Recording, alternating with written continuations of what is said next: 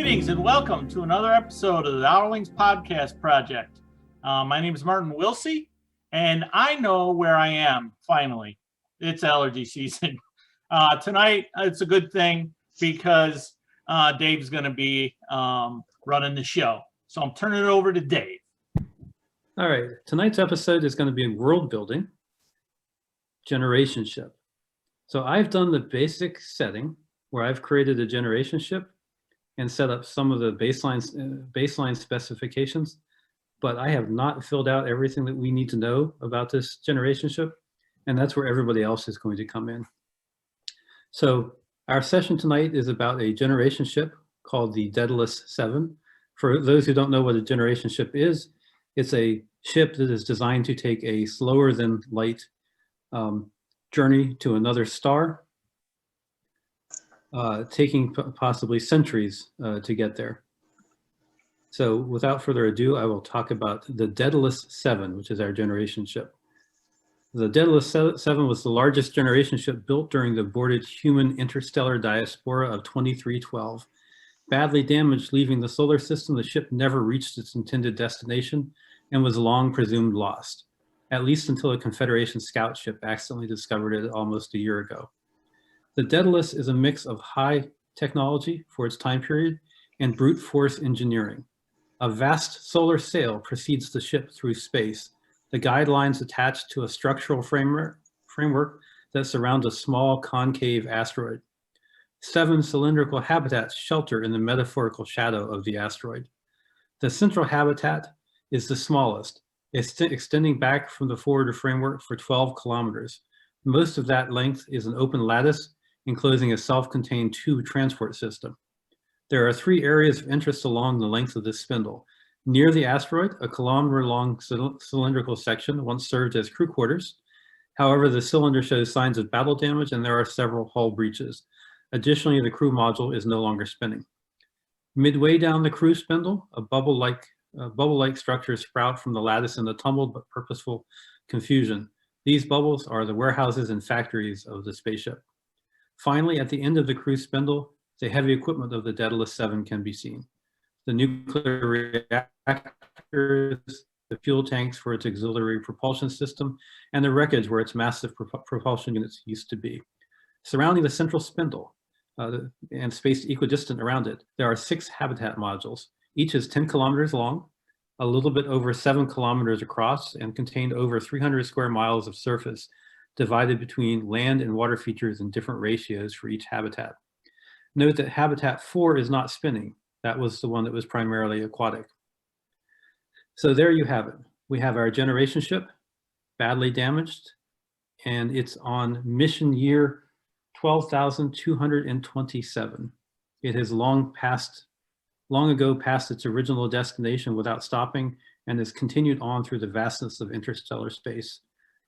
But there is still power and there is still life. What does it look like? You guys get to tell me. A lot of interesting thoughts there, David, but I will say this does leave many questions that you have to solve.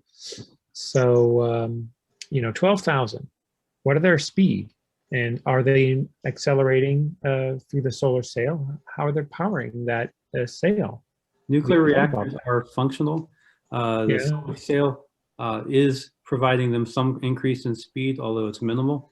Their original impetus to leave the system was by beamed power, beamed at the solar sail. That stopped while it was on its way out of the solar system due to the conflicts at the time. So the ship never achieved the speed it was supposed to. It is going at a fairly good clip now. It has, after all, been 12,000 years. It's also got no propulsion capability for stopping, other than perhaps using the solar sails in some way to turn around and slow itself. Even that's going to be hard without repairing things that are badly damaged right now. I mean, if I could, it does remind me of a story that I recently had, the cyberpunk story, where they did retract the solar sail when they said it wasn't necessary. Also reminds me of a scientific paper, you can look me up, that I wrote about solar sails, but that's not about what we're talking about. But So why didn't they have a retraction system for the solar sails for the interstellar part of the mission? Well, we're brainstorming. You can do whatever the hell we want. Well, I know. My big question is here, Yeah. if this is an ecosystem that has found equilibrium, do you have any sense on what the population size is that has equalized in this environment? Well, first of all, it hasn't equalized. The habitats are basically separated. So each habitat is likely to be different. And crossing between habitats is going to require some knowledge of technology and the ability to cross 0G. So, and I did mention that the 12,000 years is kind of a problem for me. Did you ever see the sci-fi film Passengers about the generation ship that was? Yes. Yeah, that's a great movie. I love that movie, and that traversed space just for a few centuries. 12,000 years is getting pretty long for equipment to still be functioning. Yep. Now, granted, if it's built to last, it'll last. I mean, nuclear power really could last that long. And in vacuum, as long as you do it right, you can have shit last that long. And the question is, do they have sleeper passengers? Do they have people that have been in stasis? Yeah, are people alive on the ship? Yeah. I mean, how many are in stasis? So I think you can take it as a given that there are. It was envisioned. The crew module was envisioned as supporting about 500 people. It could probably support more, but it was aimed at 500 people. It was aimed at about 10,000 people for each of the individual habitats. So I think it would be great if the story started out where, for whatever reason, first one engineer is revived and comes out of stasis. Now this is like a senior engineer who knows how this thing works, thinks it's only been the appropriate duration, and is completely shocked to find out it's been 12,000 years. And they completely missed their target planet, sailed right by it, and they're just been going off in the middle of nowhere. Although that's I'd love not it quite if that guy could, like, I mean, there's where the plot starts. That's the inciting incident. The guy wakes up. Yeah, what if he finds out, what if he discovers that it's been 12,000 years by looking at the machinery and realizes, like, hey, this has aged a lot more than it should have aged. And he finds out, hey, they woke me up. An automated system woke me up because in 3 years we're going to collide with a star. So they thought, let's wake up the senior engineer to, like, handle whatever is going on here, because this ain't supposed to be happening. And so it would be great if he could then revive an ensemble cast, and they find, oh shit, the problem's back in the engine room 30 kilometers away, and they have to traverse some of these environments. Oh, that would be interesting. Some of which have, like, really gone to seed. And But I mean, you be are a big adventure for them to get back there, And or forward there, or wherever they got to do, because I like the plot where they light the fuse in the beginning, and now you know the motivation for all the shit that they got to do, and the adventure that they can have going there. Shit, 12,000 years? Imagine the evolution that you could have in 12,000 years if, those, I don't know, those stock animals, suddenly you've got, sheep there that are carnivorous, or I don't know. I'm not sure that you have enough time for evolution to keep carnivorous. You might have enough to turn them to lactose tolerant or something, but or let's say they find people, and it is, say 10,000 years of generations of people that are there, that I don't know how, there's tons of ways you could do it. Mythology has been rise and fall, Mm. religions created, mutations of Yeah. Well, Cat, um, Red Dwarf. culture. Language changes in 12,000 Oh yeah, years. definitely. I mean, English And 12,000 years ago, you couldn't speak it. I mean, you and I couldn't speak it.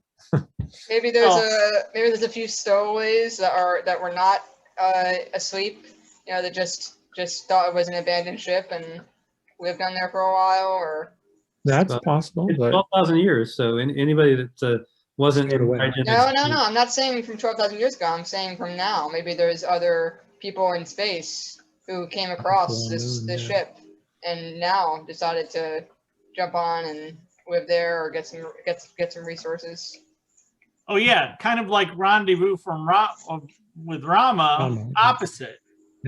yeah. Maybe some, while they're trying to get back to the engine room, they encounter humanity accessing the ship from the outside, but not in a good way. Pirates. Yeah, that would be Well, interesting. maybe not pirates, maybe salvage, Yeah, that's salvage. Maybe the That's artifacts not are good. worth something. Maybe, Yeah, I mean, maybe humanity they're coming in itself. there because there's value to humanity that they find in stasis because they need their genome. That's possible. All right, I guess the question. So then, let's think about why were they heading to that star in the first place? Well, it doesn't matter. That star is far in the past. Yeah. Okay, but it does matter, David, because maybe it was a religious thing, a pilgrimage, or maybe it was, something cultural that we could build into this world. Let's go with the cliche for now that, humanity has completely hosed the planet Earth. And as, backup, we said, found a good place. Hey, let's send a population off planet to this other, solar system to bootstrap something there in case our planet does go to hell in a handbasket. Right. That's Elon Musk wants to get Mars. a backup of humanity off the planet just in case asteroid impacts. Right. So there could be a lot of good reasons. I mean, you can definitely do that. And then you can have the people back on Earth saying, "Oh, well, it didn't actually happen, and we survived, and we evolved our culture and our technology for 12,000 years, and now we can go faster than light, so we can bypass you guys and just say we're intergalactic by that time." And then they just say, "Sorry." And that's very possible. There's actually a couple of scenarios there. One is that the Earth sank back down and has never done interstellar again. Right. And so this is actually Earth's last best hope. Another is, there's an interstellar confederation or whatever, and they've rediscovered this ship, and faster than light travel has long since been possible. And this is an artifact from 12,000 years ago, including. Yeah. Well, like the Khan episode of Star Trek, the old series. Except they weren't prisoners. They were intentionally. These are good guys, not sending Khan Noonien soon. But one classic storyline, as Marty has mentioned, is the modern person or the person who's in cryogenic storage who has to journey through this ship, exploring various aspects of it in order to be able to rescue the ship. And I don't necessarily know that it has to head specifically for a sun. That was kind of used by Harlan Ellison with the Starlust. But just heading forever into interstellar blackness, I mean, the ship is going to die at some point. Yeah. After I read the PDF, for the setting, I went through my notes because it tickled a thing in my brain. I had an idea in my notes about generation ships that are on a permanent track between two stars. They do, a gravity. Gravity assist. A gravity assist slingshot between these two stars ad infinitum. Well, after like an elevator. Something that went wrong, and they didn't revive the people on the ship, and by the time it got back to Earth, nobody said nothing. Another important piece of astronomy to think about when you're talking about generation ships is you really can't choose a star that's too far away, because as the universe is always expanding, and even if you're going as fast as light speed or even faster, that other star is moving as well. So if this is your Well, ship star, but you're just Shay, going with that. But Shay, technically speaking, this M31, we're never going to lose M31 from our sites because it's going to come to us. Anything in the Virgo cluster is going to contract into us, but anything farther away, yeah, you're absolutely right. Yeah, I We're trying to presume get that it outside would of that. be in the same galaxy. Galaxy, yeah. Yeah, and Galaxy is safe. Yeah, the galaxy, Except for galaxy's on an orbit. hit I us. mean, we're in the arm that's not moving in opposite directions. All the planets that we have found currently that are near planets that live in the Goldilocks zone are close. I mean, they're actually pretty close. Yeah. I mean, but close in a galactic term. Right. Still, you're going to be like go on a sleeper ship for 100 years to get there. But there's one thing I think we should underline, David. You said a generation ship. We're not talking a generation ship anymore. We're talking about a sleeper ship, which is a little bit different concept. Do you mind if we move this to a sleeper ship, or do you want to? No, I want it to be a generation ship. So the whole point of a generation ship is generations have come and gone and come and gone, and literally at 12,000 years, there's very, very little memory except maybe the oldest myths about where you came from. So you have people aboard who don't know that they're on a ship. As far as they're concerned, this is the world. Their religion thinks it's the world. Yeah. There is nothing outside but demons who brought fire to the world, right? I mean, a good example is Steven Universe, the cartoon. Yeah, that cartoon. There's this whole little base out in space where the person that the gems that colonized Earth, they took some human samples and they put them in this perfect environment for humans. Everything you want and need, even, oh, YouTube, reproduce. Okay, go over there, reproduce. I mean, that is maybe similar to what you're describing, that just going on, and there's no reason to develop technology anymore because everything's provided and all that. It might make an interesting contrast if you combine that with the sleeper concepts of the sleeper engineers. Yeah, having a little bit of both would be interesting, because then you would have some second or maybe third generation crew members that were, some that were you know, had been on Earth, some that were born in space altogether, and some that, you know, have been in stasis the whole time, so they have, you know, been frozen in time, literally. Yeah. Well, 12,000 years also does some things. So even if we assume that there was cryogenic storage and that some number of crew members were in cryogenic storage, after 12,000 years, I expect most of the crew members, well, I expect all the crew members who weren't in cryogenic storage have, you know, suffered the same multiple generations issue, and may not even have continuity of knowledge. Right. The ones that are in cryogenic storage, I imagine after 12,000 years, some percentage of the units have failed, and people are unrevivable. Yeah. So even if you could revive them, yeah, I would have a large percentage of folks are dead, you know, mummified, 10,000 years of dust. Especially with and that would be interesting, because, you know, specific expertise that maybe this engineer that we're turning into a protagonist requires, they're long dead. Also, you could find people that if the reactors are still working and computer consoles are still working, maybe there's a certain level of people that have continued to try to, you know, maintain the ship, to try to keep the ship going as best they can, and taught by their parents how to do their jobs, you know, for generation after generation. And maybe they know how to read, maybe they know how to speak English, but it's changed colloquially. Because the computers speak that language. I mean, you could have an AI on the ship that is trying to do its best with people that are, you know, idiots. I don't know. It's I mean, but I'm guessing you would have an AI. I mean, even today we have very rudimentary AIs, but maybe you just give us like 50 more years. Or actually, you did set the year, so That's too easy though. If you have an AI that can educate people and has too much autonomy, then you lose the impact of having the time period.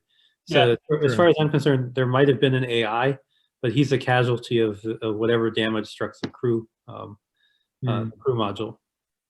right. Right. Yeah, I mean, his data was corrupted. And even then, some of the people who are in cryogenic storage might not be accessible to remaining crew members because they need to cross 0G and they don't have the equipment to do it anymore, right? So to me, the time period sets up all kinds of problems. Plus, after 12,000 years, I would expect some failures. So maybe the lighting in one part of one of the habitats, the lighting and heat in one part of the habitat has failed. So one habitat has winter at one end and variable seasons at the other end, but it's clearly got problems compared to the other habitats. Plus, one of the habitats isn't even spinning. So what happens to the mix of people, creatures, land, and water when everything is in 0G? Right. Are they still there? Are they still alive? I mean, it reminded me in a little way of the video game Phantasy Star 3 for the Sega Genesis. I mean, you had this great big spaceship with 7 modules, just like this one, with, you know, habitats that are deserty and habitats that are ice and habitats that are watery. Now, I know that's not what you're going for, especially because you don't want to have like a muffin tin concept. You're trying to do it like this, I believe, is what you're setting up. But I mean, it is something similar, and I think it is a very interesting idea, but I might push off against you can't cross 0G. It may be a little bit weird to just go down to the depths of the spin where you don't have. I think he's saying you can't cross a vacuum. A vacuum is different. Yeah, that's what I presumed you said. That's what that's what you meant. Yeah, that's what he meant. Yeah, I should have corrected. Yeah, sorry. 0G would be, you know, that could be fun for, you know, a culture. Oh, yeah. 10,000 years. Oh, yeah. Hey, let's go down in that one tunnel where it's magic. Yeah, where you float and you can do I also fun boinky things. a little bit. I think the protagonist for this would be more fun if it wasn't a revived crew member. Or I think you get the revived crew member in book 2 of the trilogy. Okay. In book 1, if you can imagine, one habitat with a warlike society has discovered, oh my God, there are other habitats, right? And it's almost like finding a new continent, and they've figured out a way to get another one. So the hero could be somebody who's on the run from a habitat that's under attack by this warlike. Now, when you say habitat, are you saying that there is like a different rooms, very, very large rooms in this very, very large ship that are contained? So when we talk about habitats, and maybe I should have explained this further, the habitats are 10 kilometers long. Okay. They're 7 kilometers in diameter. And if everything is working properly, they're spinning. So you have centripetal force on the inside basically functioning as gravity. That gives you about 300 square kilometers of surface area per cylinder. There are 6 cylinders, plus the crew cylinder, which is badly damaged. So the crew cylinder is the one in the center. And I'm kind of imagining like a train with cars. Are they all attached it's that kind way? of a train with cars, but all the train cars are pipes. Okay. The pipes are spinning. Right. And the people live on the inside of the pipes. Right. But how are they not, so when the pipes are spinning, how are they not going around the ceiling?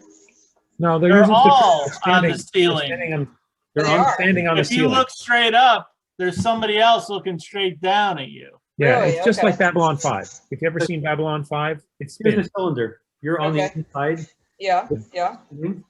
That spinning is forcing you to the outside, which means you're feeling gravity. Right. Yeah, artificial gravity. Centripetal force, but and if it's big enough, it'll feel like real gravity. If you're really close to the center. So how far is it from one ground level to the above ground level? So there's one central cylinder, which is the crew cylinder, And then there are, this is actually a hammer. There are 6 larger cylinders surrounding it. So 1, 2, 3, 4, 5, 6. I see. Right. So the crew cylinder is about 1 kilometer long, and I think 1/3 of a kilometer wide. So that was headed for about 500 people. These big cylinders were habitats that were aimed at about 10,000 people. There are 300 square kilometers in terms of usable surface area, or just surface area. That would be divided up partly amongst like water features and land. And of course, if it's a generation ship, you have to be able to grow your own food, do your own ranching, et cetera, et cetera.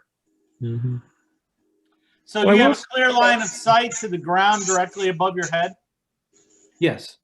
So if I were to shoot an arrow straight up, it would land on the ground above me. It wouldn't go up and then come back down. No, it wouldn't go up and come back down. It's 7 kilometers across, so you're unlikely to get an arrow that high. I don't know. The actual centripetal forces lessen the higher the arrow goes. Yes, so they zero do. G once you're in the center of the cylinder. But then Well, what's you're shooting it from here. Somewhere else. Then, Well, then you, go ahead. Yeah, well, you're shooting it from here, but the thing is spinning, so it's actually going to go like that, because it's moving out of the way. That you might shoot a bullet and it could end up on the other side. I'm not sure that I believe that you could shoot an arrow straight up. Yeah, it would probably just go like the real question there was, do you have direct line of sight to that. the ground? We don't notice. Yes, you do, barring the fact that you do. There is enough space here that you're going to have some weather. Yeah, the weather is happen here. It's So, interesting. They had weather inside the building that housed the space shuttle. I don't know if you guys have heard that. The actual hangar had weather that would happen inside there. The volume was big enough. Yeah, so the sky, you could see like little tiny, very, very far in the distance neighborhoods in the sky. Sometimes maybe you probably see clouds. Trees. If you weren't seeing clouds, you'd be seeing trees and hills and water features above you, and maybe large buildings. If the Okay, and everywhere is uphill from you. Right. Yes. Well, in following the curve of the cylinder. What that brings me to my last question is, we don't notice gravity on Earth. So do people notice gravity? Do they feel like they're going uphill everywhere? No, it feels natural. Probably a natural 1G wherever. Yeah, that's what they with about 0.6 of a G. Just for logistical issues with a ship that size, because you do have to spin it up, and that costs. Right. So what was that? The moon, something like that. So literally, you've got 6 habitats of 300 square miles each, initially separated, but with enough tools aboard the ships, that one society, if they really figure out what's going on and what they want to do, they could get to another habitat. Right. But they have to be able to deal with 0G, and they have to figure out how to cross vacuum.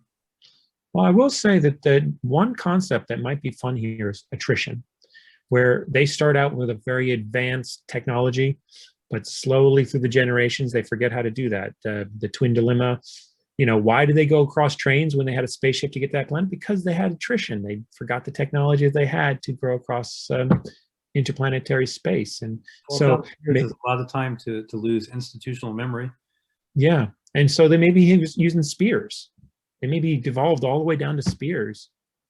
So I kind of like the idea, for instance, if as a plot line again, I think it would be cool to revive some ancient crew members that were in cryogenic storage, but I think the person who does the revival should be a native, going, "What the hell?"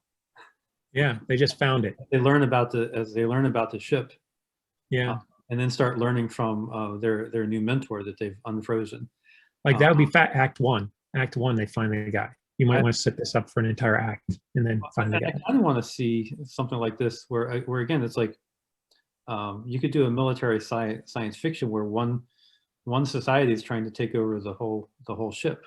Right. Or Or tech. you could not have it be a military story. You could have the population on this thing dwindling down over the generations to a single tribe because they've lost so much. They function as a tribe, but they have access to all the habitats that vary slightly, and they know that maybe. And because their tribe size are dwindling, maybe some young upstart who has figured out how to learn a magic skill called reading, and he finds out how to activate or thaw some engineers out. Yeah. And I like the idea of having the main character just be it would be great to have a native, if you will, that can say, no, you don't go down there. You don't go down there. Your face turned red at the perfect time. Yeah. Oh, I know. It was very well Camera. timed. Speaking of technology failing. It's like everybody knows that a hazelfish is poisonous. Why would you ever try to eat one? Right. Oh, you don't even know what a hazelfish is because there weren't any on board the ship when you were on the ship 12,000 years ago. Right. Well, there might be a salmon. Salmon evolved into a hazelfish because you didn't know what a salmon was. But don't eat those. They're poison. So to me, I feel like an environment like this is rife with possibilities.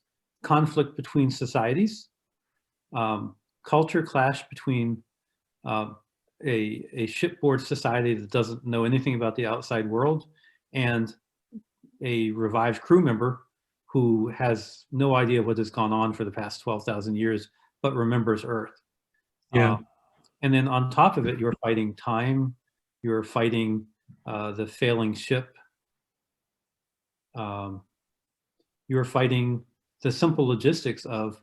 Yeah, that's why I'd like a character that is an engineer who just this morning saw the pristine, most advanced technology in the history of mankind, and now he wakes up and it's all rusty and deteriorating and falling apart. Yeah. Yeah. That would be interesting. Now, the ticking clock. That's the interesting thing. Now, what is the ticking clock and what would motivate? Because if it's just, oops, I guess I revived someone, you have no ticking clock. They could do that at any time. I think you need to engender some danger. It's TV. The deterioration of the ship.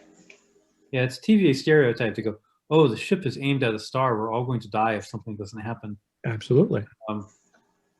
I feel like maybe the habitats one by one have started losing hatch integrity or something. Yeah, what if they were and the natives there, suddenly they hear that sound and they know that within this amount of time, you're not going to be able to breathe anymore. Right. It causes a stampede to the next one or something. I don't know. Or one of the habitats has already stopped spinning. Yeah. Which again, I'm actually curious. I think that would be one of the ones you'd have to visit in the story. Yeah. Well, you float around. What does that look like with everything floating around? Yeah. I've got my hut here, but periodically my hut is underwater when a wave front comes through. Yeah, well, I mean, no, the water's just floating. Everything's floating. The water doesn't even have surface. I mean, it'd be bubbles of water floating around. Right. So you could, do you grow crops or do you travel with one of the globes of water because you're tending to your kelp and your fish? What happens if your bubble merges with the bubble? Ecosystems are way too fragile to go from I think expected gravity to not gravity. And maybe in one of the habitats they had a vision from God or something. An angel visited one habitat but not another habitat, and so there's a origin forming the habitat. That could be. It could be someone was just revived and they called him the angel. And that's right. Maybe there's where you find antagonist of the story. Oh, Prior to the engineer being revived, some asswipe got revived and conned all these, primitive screwheads into thinking that he's God because maybe he was a medic and he could heal people or something. That'll And, work. And he And- thinks that the engineer is going to spoil a good thing that he has discovered for himself. And he's You know, not. And if he's we've not been flying referring- for 12,000 years, we're going to fly for another 100. That'll be my lifetime. So screw that. I Yeah. get laid every night. Leave me alone. Don't mess this up for me. I could see that, and that could be a fun antagonist. The point is, in order to work for a story, there's got to be all kinds of different conflict points. Yeah. Characters, between societies, between cultures, technologies. Yeah, plenty of space for conflict here too. I mean, you could have the technology that can be problematic. The stuff going bad on them.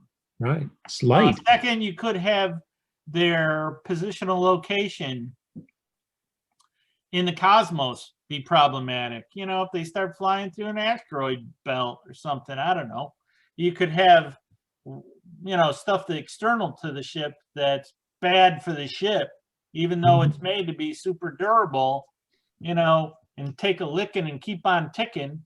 Maybe something really super bad. You could have an external, component like, hey, we just cruised by an alien planet and they sent a ship up to have a look. And there's an alien culture that's going to come in and explore our ship. Right. The Ranma reverse. Yeah. So, and Yeah, then that would be kind of the variations in the cultures inside the habitats, how they've, changed over the last 10,000 years. Because again, they have no memory of Earth. Right. Yeah. For the most part, they don't even have access to places with windows. Right. So the world that we were describing to you before, Shay, that's all they know. You look up, you can see the rest of the world. Yeah. And in fact, it may be a complete revelation when they're taken to, the bridge and it has windows. And they see, hey, the universe is way bigger. And it causes them to, keel over and pee their pants. So of course it's a possibility, but I think it's more interesting if the people are aware and educated, if they have books, if they have, I think it's more interesting not to isolate and. I think in 12,000 years, you've lost your books. In fact, you probably don't have paper books, so you have electronic books. Yeah. Do you have people that can still read? Do you have people that still have access to working electronic devices? Well, it would be interesting with the vacuum traversing problem between habitats. You could have some habitats where they did maintain some level of humanity and technology and reading skills. You could have other ones that have fallen into chaos that were down to primitive tribes that kill each other over natural resources within their habitat. Then you could have completely empty habitats, except for the weary old, hermit that lives in that, that hidden, structure. That turns There out is to be one other really element. important. By It's the way. fun. How many habitats are there? 6. So you could actually have, a book per habitat.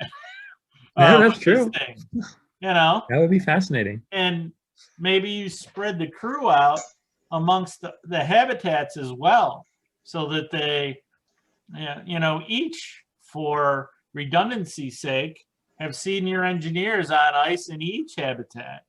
Maybe there is cryogenics in each one as proof against any one of the individual habitats being destroyed. I could see that being a smart thing for a generation ship. And maybe have a partial generation ship where you actually have, people having children and growing old and dying, but maybe periodic revival of people in cryogenics as teachers for their generation. And Yeah, I like that. 12,000 years probably puts paid to most of the continual reuse of the cryogenics. Like you could probably do that for a couple centuries, but I think after 12,000 years, equipment breaks down. It might be everything fun. breaks down after 12,000 years. Yeah, pretty Freaking much. rocks break down after 12,000 years. Oh yeah. But I wanted to go we extreme. could throw a little hand wavium on this Yeah. and create cryogenic environments that last 12,000 years because they're a solid sarcophagus of glass where the person in stasis is like they're sealed in carbonite. Yeah, that might work. So, And they have technology like that in Larry Niven's known space, where you could literally be basically in a bubble that was like almost disconnected from the universe and wouldn't, and when you came out of the bubble, it would be like zero time had passed for you. By the way, I would say one other thing. I mean, you don't know what speed they're going, but they might be going, well, they're obviously not going as fast as light, but maybe they're going like half the speed of light. And if they're going half the speed of light, actually, well, no, but the thing is, think about this. 12,000 years on the ship might represent 24,000 years on Earth. And so Earth would be way, way advanced. You don't start getting relativistic effects like that until you get up to a pretty good percentage of light speed. Yeah, you got to be like 0.95. Oh, no, not for, no, the 2 to 1, the 2 to 1 is much lower. That's like 3 over, that's 2/3. And I think after that amount of time, you leave Earth behind because then you can make everything up. Yeah, and my guess is no solar ship is going to get above, especially one with this kind of mass that we're talking about, is going to get above 0.2 C. And 0.2, though, you will see relativistic effects. Yeah, that presumes that you go back to your origin. Are they ever going to go back to their origin? I don't know. Yeah, ultimately the goal would of course be to set the ship on a way, to end their journey before entropy ends the ship. I mean, generation ships are a time-honored science fiction trope, starting with Robert Heinlein with Orphans of the Sky. Ryan. Oh yeah, I remember reading that. With Starship. Paul Chaffee did a good one about 14 years ago called Genesis, and obviously we've already mentioned the movie Passengers, which is a more high-tech version of it wasn't so much a generation ship as a cryogenic ship. Did you see the movie Pandorum? I did not. Sounds familiar. It's a horror film, really great horror film, but it's about a generation ship where something horrible went wrong and people started getting thawed out. But the problem is, as they got thawed out, they were lunch for the the passengers on the ship that have gone wild. And, that it was really good. And I won't spoil it. I was gonna make a point, but the point was of consequence, and it's a big spoiler for the movie. You should see it. Has Dennis Quaid. He was really good in it. Well, there was that other one where the guy was on the ship and he was lonely and he defrosted that woman. I forget what that was, but it was really cool for her. That was Passenger. Yeah. See, that was a classic in that, something was wrong with the ship, and that's why he woke up, and that ended up being the big ticking time bomb for them. But yeah, that was a good movie, pretty good. I liked the twists in it. That was good. Now, for our generation ship, the Daedalus 7, I feel like ultimately any story that was going to do good service to this ship would have to give us a tour of at least some of the different habitats, and give us some kind of hopeful conclusion to the mission. And another twist we could put on there is that they know that they've been in the ship for 12,000 years, but maybe that entire 12,000 years they've been orbiting the planet that was the target. Oh, that would be cool. When they think they're completely screwed until they manage to get to a window. Right. And then, if they could find a shuttle that works, or it's like the 100. maybe it has some parachute to get them to the planet and something. That'd be cool. I feel like that's book 3. I think it's too easy for it'd be funny, but it'd be too easy for them to be in orbit around the planet already. But I could see them stumbling into orbit finally and going, the ship really is becoming less and less viable. We're going to have to commit to the colonization effort full bore. Right. And then figuring out how to get down. That would make a good book 3 for a Daedalus 7 trilogy. Or maybe they discovered that the entire time it was all a pay-per-view. There's cameras everywhere, and Right. it's everybody's favorite TV show. Was that, Jim Carrey movie? There was a television series. It was on Sci-Fi, but it was a mini series of 6 episodes, but was not continued to a series called Ascension. Yeah, I saw that. They faked a generation ship, but nobody on board knew that it was fake. Except the one dude. Wow. Right, and they're still there, like all these years later. Not actually going anywhere? It was actually a pretty decent series, although it suffered a little bit from Crisis of the Week syndrome, which television. No, I meant the ship wasn't going anywhere. It wasn't going anywhere. It was not. And it also suffered a little bit from, this is a really cool idea, but we're not science fiction writers, so we're not quite sure what to do with it, which is also a common Hollywood problem. But parts of it were really cool. So Ascension, with caveats, I recommend it. Right. I think that the premise of this story, you could go have a lot of places that you could go with it. If it is, a perpetual self-healing ship, that you could, go on forever and have, survival stories and, love stories. And this episode was a great example of brainstorming. Oh, yes, it is. What you can come up with 4 people. Absolutely.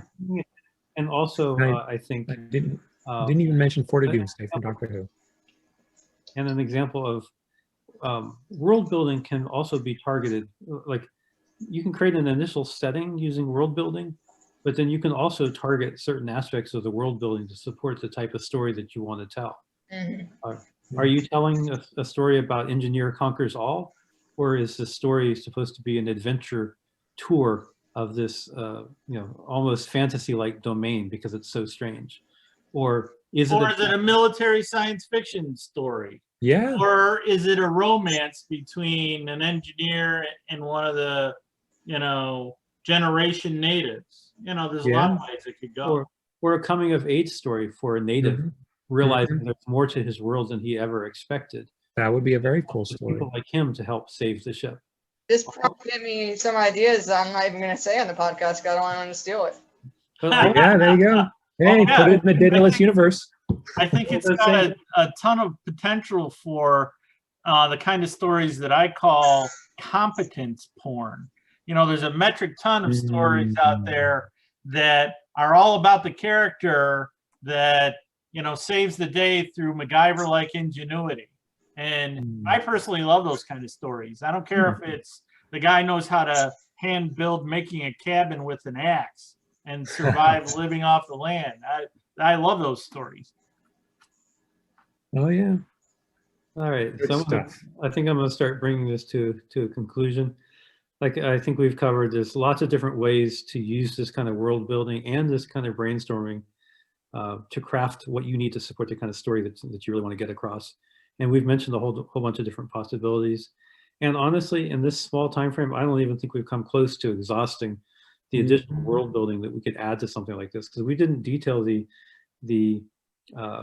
specifics for each individual habitat, which we could have and which might have been fun as well. Yeah, you could spend a whole episode Oh, designing the ship Yeah. and exactly how they get from habitat to habitat.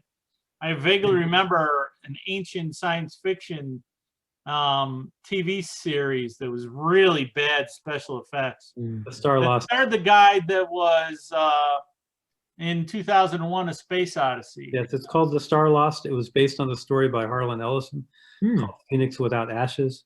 It was so bad he took his name off of it and made them use his pseudonym, which was Cordwainer Bird, which is his way of flipping the bird to them. Yeah, so literally, that's kind of a similar premise. Now that I think about it, but it's been so long since I've seen that turd. The Star Lost was a lot bigger though. It had thousands of habitats, which I thought was a bit over the top. I was trying to go for a bit more practical. Yeah, when I was first reading your synopsis, I was thinking of what was the science fiction movie with Huey, Dewey, and Louie? Silent Running. Yeah, Silent Running. They were protecting endangered species in different habitats on that one, but the habitats were kind of cool too. Dinosaurs on a spaceship. Yeah. Cool. Although the from Silent Running, this is a lot bigger than the scale they had with Silent Running. Yeah, Silent Running didn't address the gravity situation at all. Right. And we just didn't cover the extra 24 years that they got on Earth because they were traveling at 0.2 the speed of light. I mean, what are the Earth people doing in 12,024 years? That only matters if they ever go back to Earth. Well, maybe Earth, like I say, developed speed of light and they could bypass them. That could happen. In that Star Trek episode. Which could very, very well have happened, but they're lost in interstellar space where not a lot of FTL ships are dropping by in interstellar space searching for things. Yeah, it's like trying to find a needle in a haystack in a field full of haystacks that are made out of needles. Right. So I would go further. It's more like finding a needle in a haystack when you're not even looking for a haystack. Well, 600 light years or a needle in the galaxy. In the dark. All right, we're close to an hour. We got to wrap it up. Take it away, David. It's a great Over to you, Marty. You can wrap it up. Oh. So that was another great episode. Those are always a lot of fun. I mean, finally structured all the time. I swear to God, we could do it as a paid service. Somebody's having trouble with the plot. But hey, let's get these 4 dudes to brainstorm with me for an hour, and it'll happen. It's a thing. That's it. We'll see if I can do the hit the recording button not too early this time. Right. So later. That was another great episode, you guys. We'll see you next week on the Hourlings Podcast Project. Adios. Bye-bye.